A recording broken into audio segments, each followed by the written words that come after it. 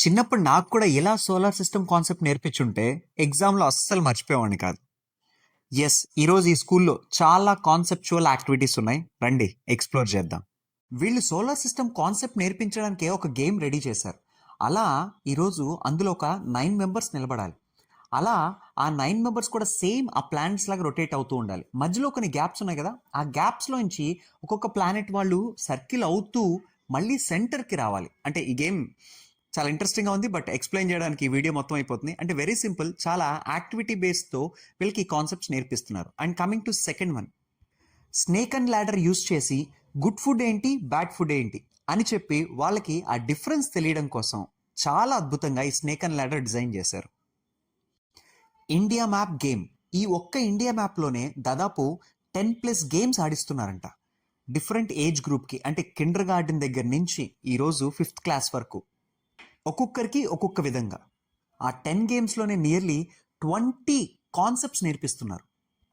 అలానే shapes, numbers, circle game చాలా ఇంట్రెస్టింగ్గా ఉంది. ఈ గేమ్ కూడా పిల్లలు బుక్స్లో ఉన్న అక్షరాలు చదవడానికి కష్టపడతారు, ఇష్టపడరు. కానీ అదే ఈ నేల మీద రాసిన వర్డ్స్ బిల్డింగ్ ఆడడానికి మాత్రం చాలా ఇంట్రెస్ట్ చూపిస్తున్నారు.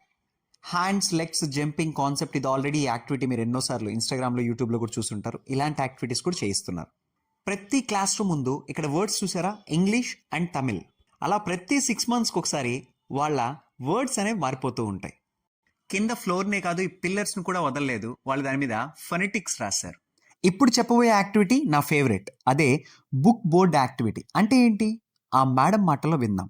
Every classroom has a book board, so all the children, they have to pass by and they will be like, okay, in that classroom everyone is reading, and in my classroom only 1 or 2.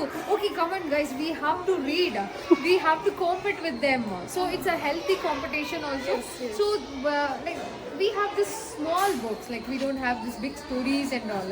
It's a small book, so they started to read more. And also when they read 10 books, they can get 1 book as a gift. They can choose what kind of book that they